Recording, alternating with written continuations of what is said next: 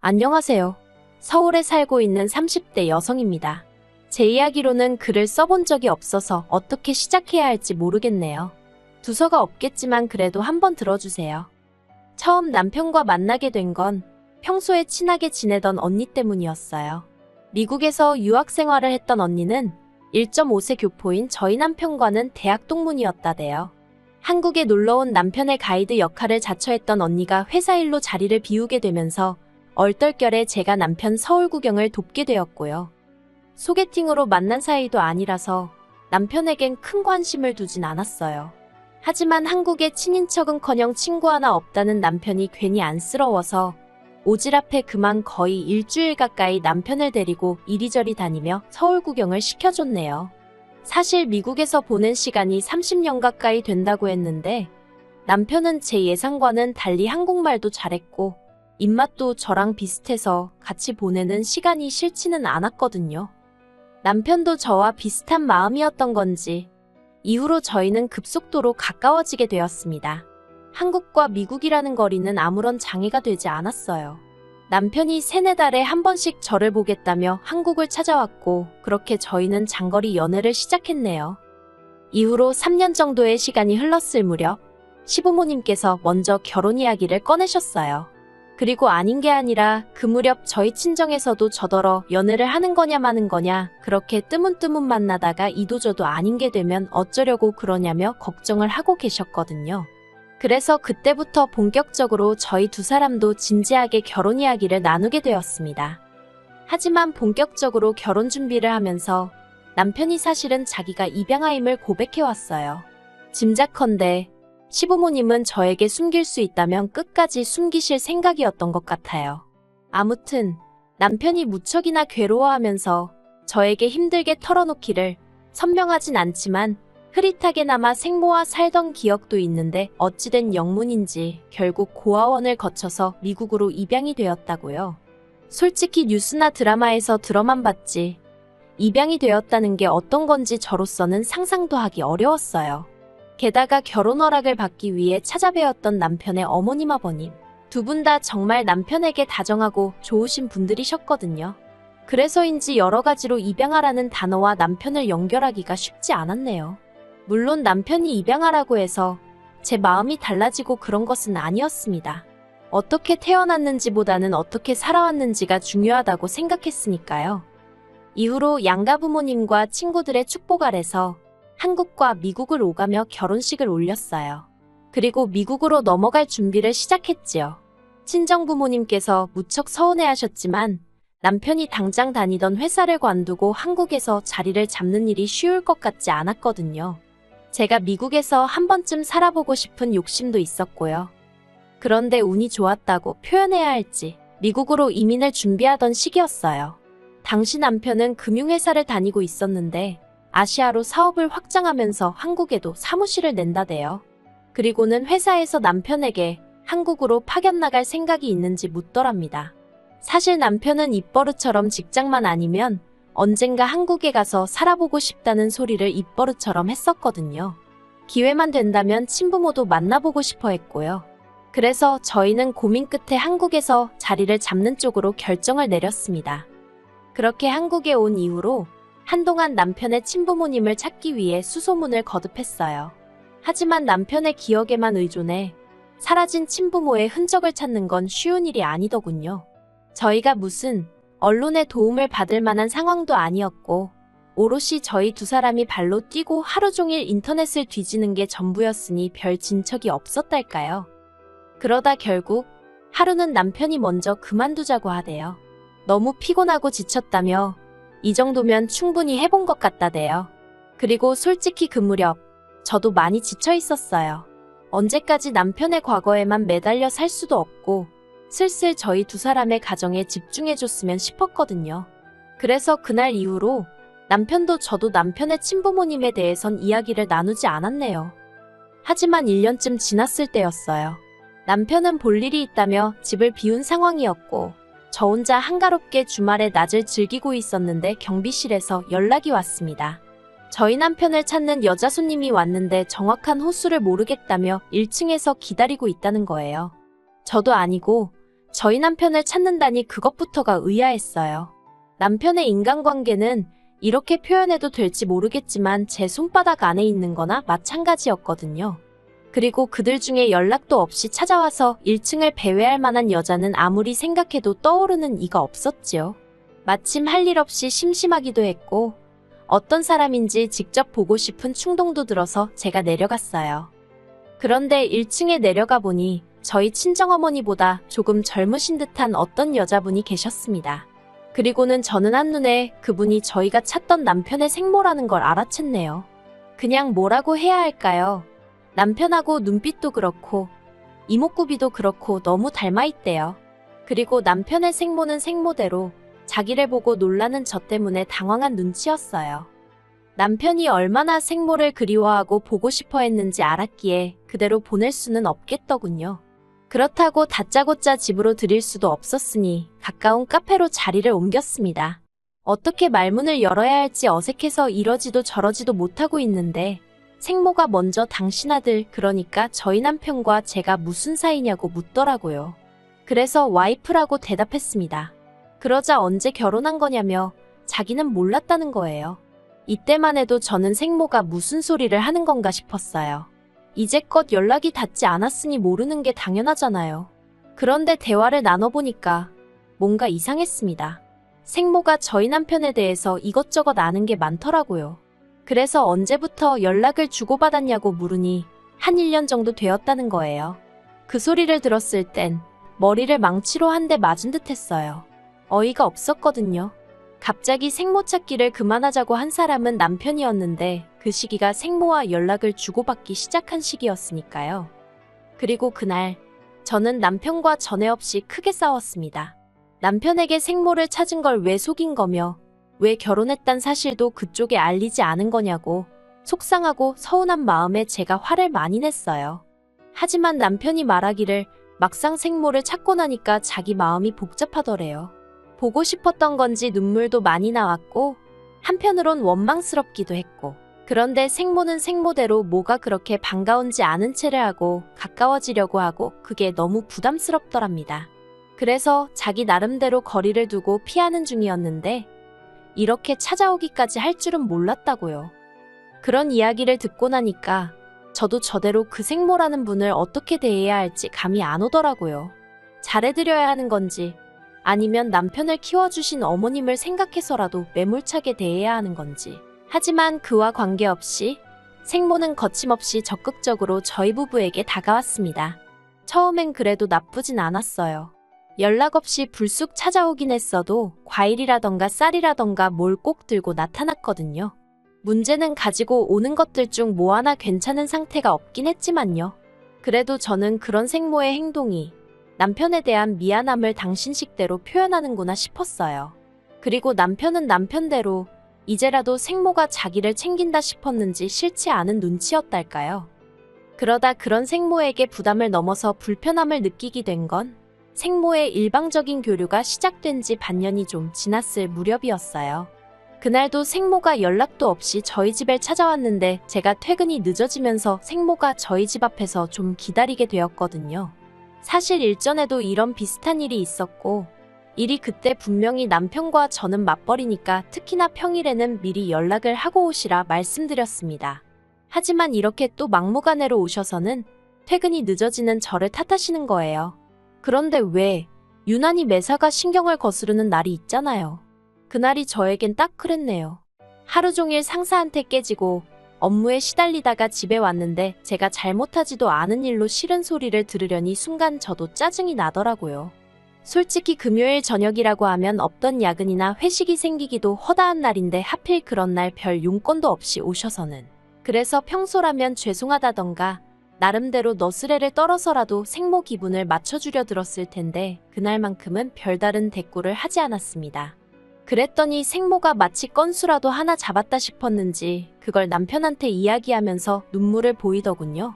그리고는 당신이 평소에 저희랑 가까워지고 싶어서 얼마나 노력을 했는데 며느리인 제가 조금도 마음의 문을 열지 않는다나요? 막말로 앞뒤 다 잘라먹고 훌쩍거리는 꼴을 보자 하니 그나마 있던 정도 뚝 떨어지대요. 그런데 그게 다가 아니었습니다. 솔직히 아무리 생모가 혼자 생쇼를 해대도 남편이 저를 믿고 제 이야기를 들어주려 했으면 제가 이렇게까지 가슴에 응어리가 맺히진 않았을 거예요. 하지만 남편은 따로 이야기 좀 하자더니 저더러 생모 입장을 좀 헤아려 달랍니다. 제가 좋건 싫건 간에 생모는 자기에겐 하나뿐인 핏줄이라면서요. 그러다 결정적으로 생모와 제 사이가 틀어지게 된 사건이 벌어진 건 생모가 저희 집에 와 있게 되면서였어요. 당시 생모는 저희 집에서 차로는 2시간 정도 걸리는 곳에서 혼자 살고 있었습니다. 그런데 언젠가부터 생모가 당신이 우울증 초기 증상인지 혼자 있으면 외롭고 어쩌고 하면서 남편에게 같이 살고 싶다는 식으로 이야기를 했던 모양이에요. 그리고 생모일이라면 어쩔 줄 몰라 하는 남편 입장에선 그 말을 여벌로 듣고 넘기기가 어려웠겠지요. 남편이 한다는 소리가 생모를 모시는 동안 요리고 살림이고 저는 하나도 신경 쓸 거 없다면서 기회를 달라대요. 저는 생각해 볼 것도 없다고 단박에 싫다고 했어요. 솔직히 이미 전부터 제 생각보다 훨씬 자주 생모와 교류하게 되면서 미국에 계신 시부모님에게 죄를 짓는 기분이었거든요. 30년 가까이 남편을 키워주신 분들에게도 아직 제대로 잘해드리지 못했는데 갑자기 어디서 튀어나온 생모가 저한테 시어머니 노릇을 하는 것도 싫었고요. 하지만 남편은 계속해서 저를 설득하려 들었습니다. 저라면 솔직히 이유가 뭐가 됐든 날 버렸다는 생각에 원망이 클 것 같았는데 남편은 그리움이 더 큰 모양이었어요. 생부의 소식은 끝끝내 듣지 못했기에 생모에게 더 집착을 하나 싶기도 했고 결국 제가 남편에게 져주기로 했습니다. 일단 한 달 만이라는 조건을 걸고 합가를 시작하게 된 거지요. 하지만 무슨 요리고 살림이고 안 해도 된다더니 그건 다 시쳇말로 개소리에 불과했습니다. 말 그대로 시집살이가 따로 없었거든요. 솔직히 미국에 계신 어머님도 저를 그렇게 대하신 적은 없습니다. 그런데 생모는 무슨 자기가 집주인이고 제가 도우미 쯤 된다고 생각했는지 별말 같지도 않은 심부름을 시켜대고 한마디로 저를 부려먹지 못해 안달이 나 있대요. 시작은 아침 식사였습니다.